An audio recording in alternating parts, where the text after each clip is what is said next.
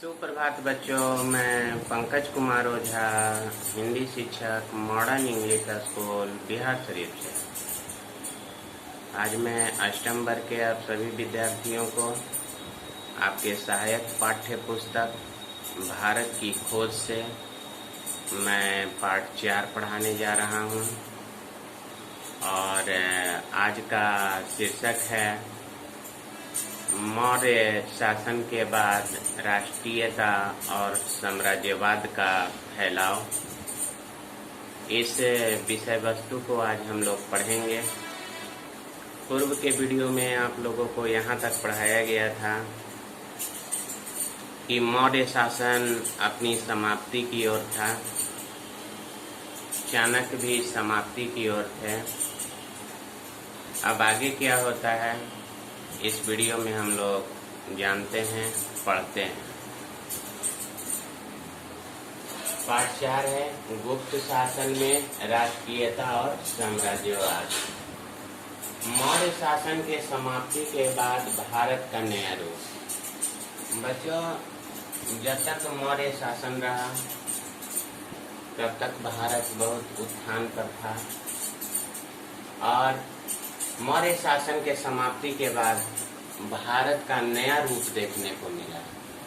और भारत का नया रूप जो था वो शुंग वंश के आरंभ होना माना जाता है। शुंग वंश का संस्थापक पुष्यमित्र शुंग थे, जो बहुत ही प्रतापी राजा हुए। ये ब्राह्मण थे और इन्होंने मगध देश पर आक्रमण करके मगध का ये राजा बने। शुंग वंश का शासन क्षेत्र छोटा था। हालांकि मौर्य शासन के बाद शुंग वंश आए, शुंग का शासन चला, पर इनका शासन क्षेत्र बहुत छोटा था।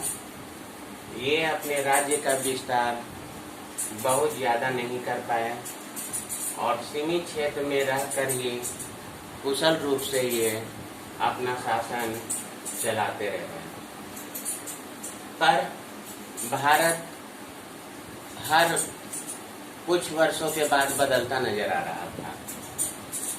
अब दक्षिण क्षेत्र में विदेशियों का फैलाव होने लगा।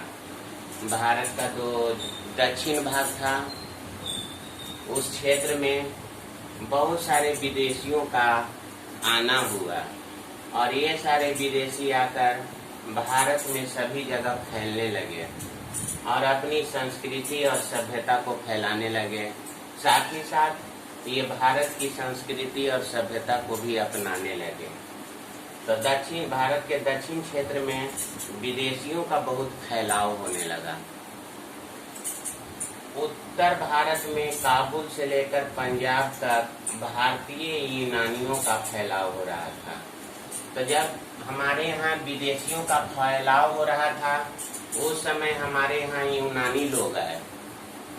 जब यूनानी लोग आए तो काबुल को इन्होंने अपने कब्जे में लिया। काबुल को कब्जे में लेकर पंजाब तक, यानी भारत पंजाब तक भारतीय यूनानी का फैलाव हो रहा था। यानी यूनानी लोग यहाँ पर पूरा अपनी जाति का विकास कर रहे थे और अपने साम्राज्यवाद की नींव डालने के लिए वे हमेशा तत्पर रह रहे थे। और धीरे धीरे इनका वर्चस्व जो था उत्तर भारत की ओर फैलता जा रहा था। भारतीय यूनानी राजा मेनांडर था। जो यूनान से जितने भी लोग आए उनमें प्रसिद्ध राजा जो था वो मेनांडर था। और मेनांडर उत्तर भारत में आकर के पंजाब तक उसने अपना सत्ता कायम करने का बहुत प्रयास किया। और ये राजा मेनांडर जो था थोड़ा महत्वाकांक्षी था। अपनी योजना को साकार करने के लिए ये हर काम करने के लिए तैयार रहता था। मेनांडर का पाटलिपुत्र पर हमला पर पराजित। मेनांडर जो था वो पाटलिपुत्र यानी पटना को जीतना चाहता था, यानी मगध क्षेत्र को जीतना चाहता था। पर ये इसमें कामयाब नहीं हुआ, क्योंकि मगध उस समय बहुत ही शक्तिशाली राज्य के रूप में जाना जाता था और मेनांडर का सपना जो था, जो पाटलिपुत्र पर हमला करके और उसे जीतना, वह नहीं हो पाया और वह मेनांडर जो था पराजित हो गया। मेनांडर पराजित होने के बाद बौद्ध धर्म को अपनाया। देखो बच्चों, जितने भी यहाँ राजा हुए, जब वे पराजित हो जाते थे या जब वो जीत जाते थे तो युद्ध में बहुत सारे लोग मारे जाते थे, या राजा हारे या जीते, लेकिन दोनों तरफ से तो बहुत सारे योद्धा लोग मारे जाते थे। बहुत सारे आदमियों की मृत्यु होती थी, कुछ कट जाते थे, कुछ मर जाते थे, कुछ ऐसे ही पड़े रहते थे, दर्द से कराहते रहते थे। चारों दिशाओं में आदमियों की लाशें पड़ी रहती थी। ऐसे में राजा मेनांडर जो था वो पराजित होने के बाद बौद्ध धर्म को अपनाया। तो उस समय बौद्ध धर्म हमारे यहाँ चरम सीमा पर था। तो बौद्ध धर्म में ये बातें बताई गई थी कि हिंसा नहीं करना है, अर्थात किसी को मारना, पीटना, सताना नहीं। तब इन्होंने बौद्ध धर्म को अपना लिया और बौद्ध धर्म को अपना करके और उसी के रास्ते पर ये चलने रहे और हिंसक प्रवृत्ति को मेनांडर ने छोड़ दिया। यही मेनांडर आगे चलकर राजा मिलिंद बना। ये मेनांडर फिर बौद्ध धर्म को स्वीकार करने के बाद अपने नाम को मेनांडर से हटा दिया और आगे चलकर ये राजा मिलिंद के नाम से विख्यात हुआ और फिर वो एक सीमित क्षेत्र में रहने लगा। राजा मिलिंद बाद में एक संत बने।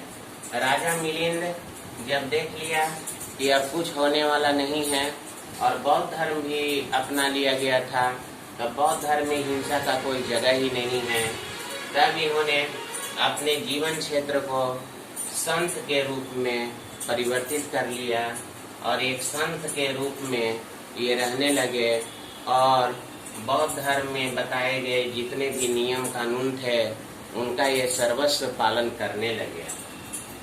भारत यूनानियों का मेल हुआ। जब भारत में यूनानी लोग आए तो पहले तो यूनानियों को बहुत कष्ट हुआ, धीरे धीरे वे यहाँ पर सामंजस्य अपना बैठाने लगे। जब यूनानियों ने अपना सामंजस्य को बैठा लिया तो भारत और यूनान दोनों साथ, भारतीय और यूनानियों दोनों साथ मिलकर रहने लगे, जिससे बहुत बड़ा भारत में बदलाव देखने के लिए मिला। यह बदलाव शिक्षा के क्षेत्र में था, या संस्कृति के क्षेत्र में था, या कला के क्षेत्र में था, या साहित्य के क्षेत्र में था, या वास्तुकला के क्षेत्र में था। यानी भारत यूनानियों का जब मेल हुआ तो भारत की बहुत सारी संस्कृतियों को यूनानियों ने सीखा और यूनानियों के बहुत सारे संस्कृति और कला को भारतीयों ने भी सीखा। इस तरह से भारत और यूनानियों का मेल हुआ। यूनानी बौद्ध कला का जन्म। जब यूनानी लोग जब भारत में रहने लगे तो उस समय भारत में बौद्ध धर्म था, तो इन्होंने बौद्ध कला का आगे बढ़ाने का निर्णय लिया। क्योंकि भारत और यूनानियों में मेल हो गया था, तो भारत और यूनानी दोनों मिलकर बौद्ध कला को अपना लिए थे। यानी बौद्ध कला एक ऐसा कला था जिसमें जीवन जीने की सच्चाई के बारे में बताया गया था कि ये जीवन क्या है और हमें क्या करना चाहिए। फिर ये भी बौद्ध कला और बौद्ध धर्म को स्वीकार किए और भारत में फिर ये लोग आराम से रहने लगे। बच्चों, आज हमने राष्ट्रवाद के बारे में और साम्राज्यवाद के बारे में पढ़ा। यह इस पाठ का पहला वीडियो है, इसके कई वीडियो बनेंगे। आज के वीडियो में बस इतना ही। इस वीडियो को आप लोग ध्यान से देखिएगा और आत्मसात कीजिएगा। तब तक के लिए धन्यवाद। आपका दिन मंगलमय।